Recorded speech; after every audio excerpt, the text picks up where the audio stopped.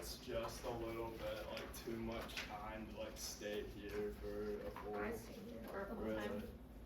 I don't know, I get like no answer. Okay, what is this picture? Apiaxial towns. Towns, okay. So you can tell this is an apiaxial towns, not a P.A. Caldwell, because it looks like an alien. So it looks like you can see the arches, so it kind of looks like everything is drawing down, okay? What is A? A is pointing to a suture. Occipital suture. So that is the lambdoidal suture. Let me grab my skull again.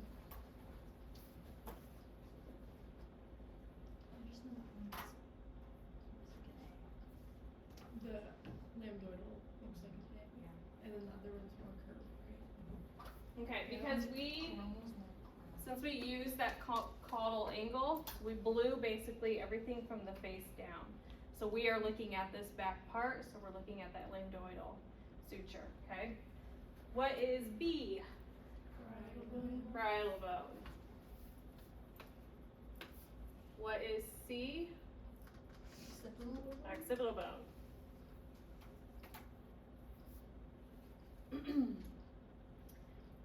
Is D a supraorbital groove? No, because you can't see the orbit. So what's D gonna be? Yep, it's the petrous ridge, petrous portion of our temporal bone. E is kind of hard to see. I'll draw you a circle. A big cancer. So that is this area here. So that's your foramen magnum. And then F is inside it, so it kind of looks like a little mountain. So that is the dorsum sellae.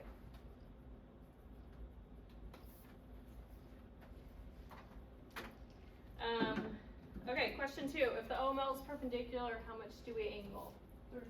30 caudal. How do we position our patient for this one? Yep, we're gonna tuck our chin so that OML is perpendicular. If we can't get our OML perpendicular, what line are we gonna use? IOML, and how much are we gonna use? 37. 37. Where do we center? 2 inches above glabella. Correct. And then 6, if you use proper CR angle and neck flexion, where should the dorsum sellae and posterior clinoid processes be located? The processes are these areas right here. So would you say like inside? It should be in the center. So in the center of your foramen magnum. Where is the dorsum sellae? It's on the sphenoid bone. Okay. So if you would take this thing apart again.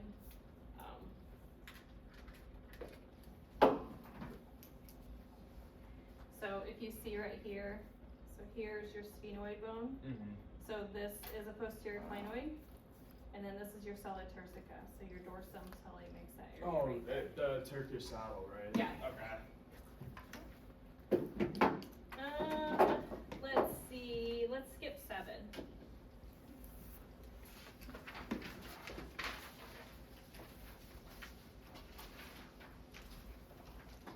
All right. What is this picture? Lateral.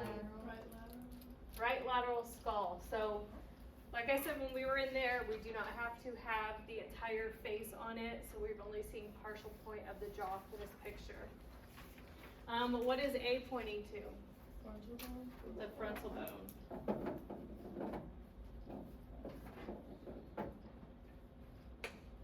Okay, so what is B? The coronal suture. Yep, so coronal suture, which is located right here. Where's C at? What's C? The vertex. Is it the vertex? That's the vertex. D? You guys see where D is? So D is right here. Is that the EAM? So this, the EAM is going to be right here. Okay. So this is the anterior clinoid process. What was it? Anterior clinoid process.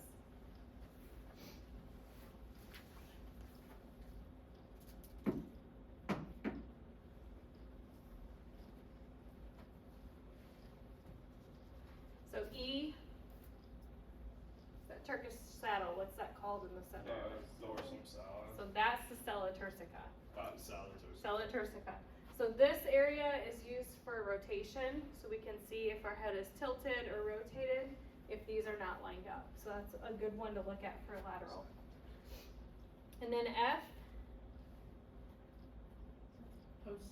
posterior clinoid.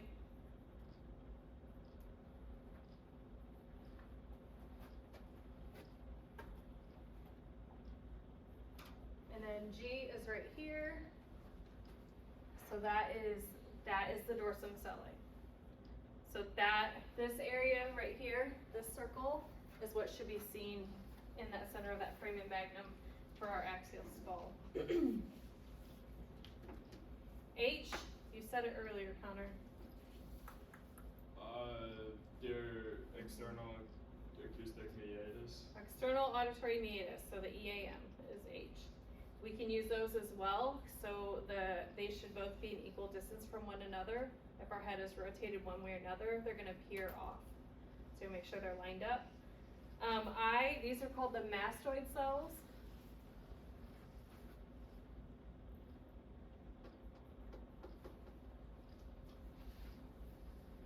J, this is just your parietal bones. It's just saying they're superimposed.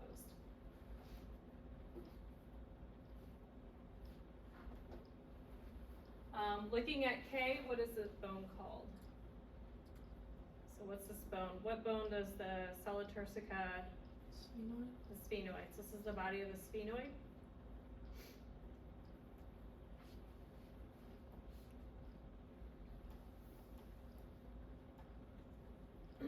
For L, which bone is our EAM and our mastoid cells located? Temporal. Temporal bone. And then we have M, occipital bone. And then N, the inion. So you should be able to feel that on the back of your head. Where do we center for a lateral? 2 inches above the AM. Yep, 2 inches above the EAM. True lateral site of interest is closest to the IR. And then we want our mid-sagittal plane to be parallel to the IR. So that's when we have to adjust our patient's head to make sure that they're in a true lateral. Is our IOML parallel or perpendicular for this one? Perpendicular. Let's go to, let's see. Okay, let's do 13, rotation and tilt. We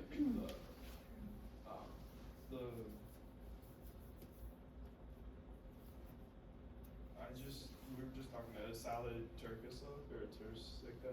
Turcica, yep. So rotation is gonna be determined from vertical structures. So for this one, we can use kind of like if we can see the mandibular rami, we can use those. And then we can also use the greater wings of the sphenoid. So that means if our sella turcica is out of alignment, we can look at that. So vertical structures. Tilt is gonna be determined from horizontal structures. So we can use kind of our orbital plates to make sure those are in alignment. So this area right here, here's your orbital plates. So you wanna make sure those are in alignment. Where are they? Right here.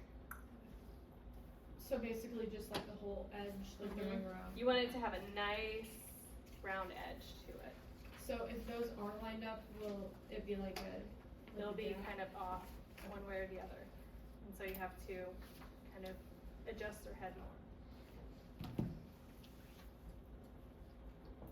Okay, what is this one? So we know it's a PA. Where is our feature ridge located? Lower 1/3. Yep, so lower 1/3, so what, how much of an angle would we have used on this one? 15 degrees.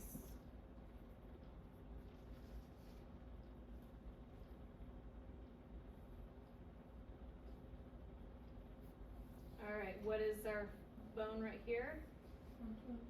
So the frontal bone. B is pointing to this suture, Sagittal. sagittal suture. Oops.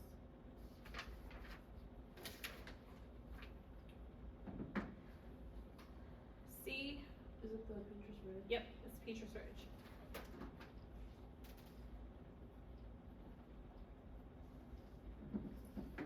D, does anybody know what that's called?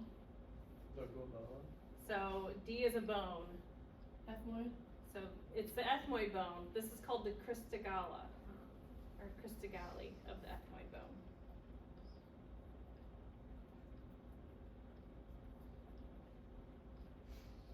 We say ethmoid bone or we get marked off? No, you can just say cristigalli. Okay, what is E? So here's your eyeball. Or superior opposite? So supraorbital groove, or supraorbital ridge. Which, looking at F, Infraorbital. so infraorbital.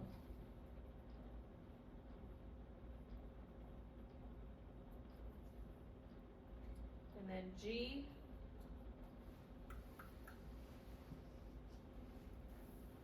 Okay, what's right here?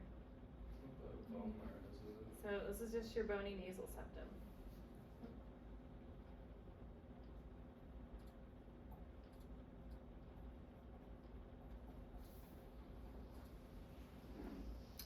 Okay, so how do we position our patient? Upright or prone? Upright or prone, you want their forehead and nose to be up against the image receptor. And when you put your forehead and nose up against the image receptor, which line should be perpendicular?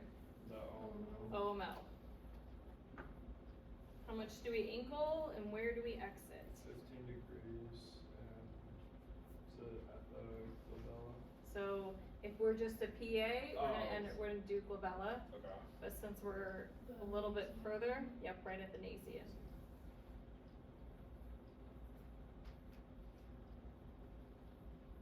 And then where should our Petrus Ridge be located, or pyramids? Lower 1/3.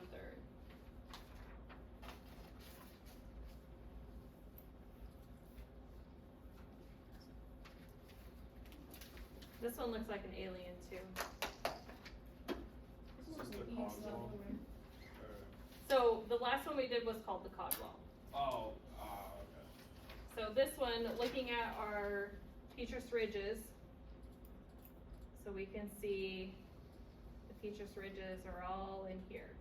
So it's filling the orbit. So that tells me that this, It's the 37-degree one?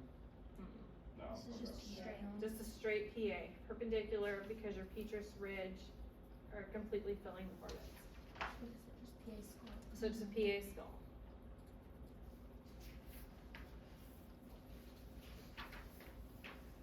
Okay, what bone is A? Frontal. Frontal bone.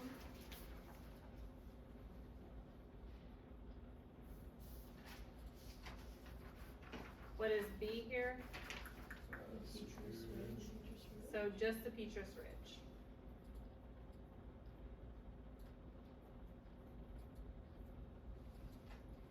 C?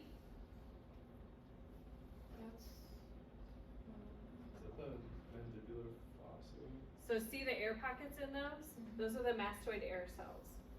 So if we go back to the lateral view, you have mastoid air cells right here, which was I, and that's what these are. So mastoid air cells. D, you're seeing that ethmoid bone. What's that little spot called? Cristigalli.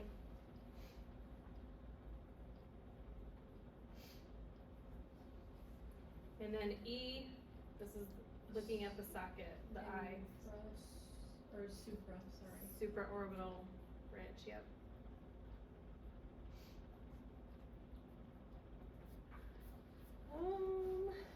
Okay, so position the same as a PA axial skull, forehead and nose up against the board. Which line is perpendicular? OML. OML, what's our CR for this one? The the This is easy. that glabella. What's that? So,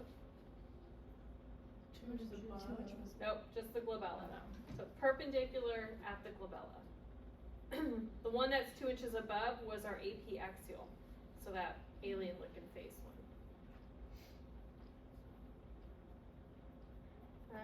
Okay, 25. What are 5 common positioning errors? Rotate, rotation. Rotation. So looking at this picture, if we are looking at rotation, we would look from side to side to make sure there's equal distance on both sides. You can also look at the jaw to make sure they're the same as well. Tilt is the other one. So if they're tilted too far back or too far forward. So looking at if you're doing just a PA skull and you tilt their head too far much. If you tilt their head too much, like too high, then your petrous ridge is not gonna fill the orbits, it may be below the orbits. So looking at those can kind of help you determine. What are some other ones that we have? There's 5 total. So I gave you 2. Off center. Flipping things. So, excessive flexion. Is that not rotation and tilt? No, like tilt is this way, rotation's this way. So then So excessive. tilt, like if you're doing a lateral and my head is too far I see, tilted, like this. yes. If you're doing excessive flexion, like say you're using the OML but you tilt them too far down, or you use excessive extension, or you don't have them, Is that the other one? yes. And then the last one is incorrect CR angle.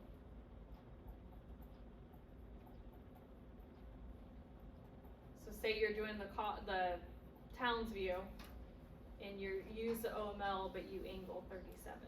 You angle too much.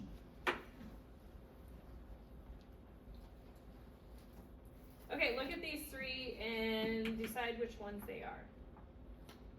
So these are all PA skulls. Determine what angles are used. So the first one would be the 15 degree angle. So, No, that'd be the cephalic. Or cephalic, then. yes. Right. no. No, No? So the only one that's cephalic is the AP, right? that's the Haas. Or the Yes, Haas, okay. the Haas. Everything else is caudal. Okay. Okay, so looking at this is probably not the best picture. Here's the bottom of your orbit, so it's not filling the third. So how much of an angle would we have used?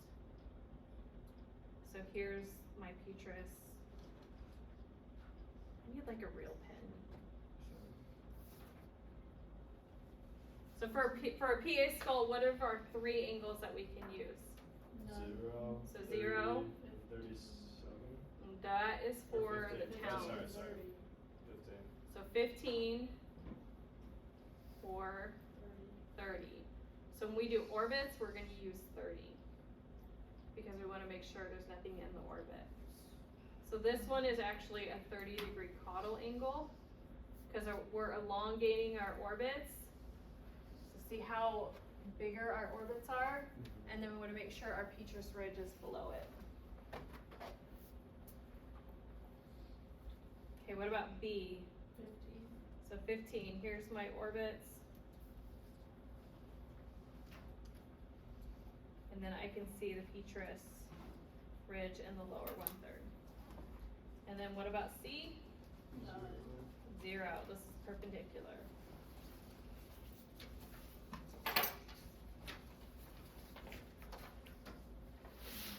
We're good? Yeah. Yeah. Somewhat. There is a quizzes you can do that is very, very helpful. Make sure that paper we did in the little, where the table is, you guys know that paper, that is all on there. I'm not gonna lie to you. It's all fill in the blank too. What This table? one? Yes. Look at like lines and then. Yep. You have to write them out unless it says you can abbreviate. If you guys want more headwork, images, there is an optional assignment in the little file box. You can grab one of those and those can help. So the key's in there and the key is posted on Canvas too. So you can go through it and then you can check your answers with the key. For your pocket notebook, make sure that you have, everything we went through today on that paper, the positioning paper. So all these need to be in there, and then just your protocol. Parkview and Lutheran's the same. Breathing techniques, or do we just have them like? Hold the breath, don't breathe, don't move, that type of thing. So, okay? Alright. Can Alright. you just say like hold still? Hold still, don't breathe, don't move, yeah. Do not move. Make sure you guys took your stickers off. I'll see you Friday. Thank you. You're welcome.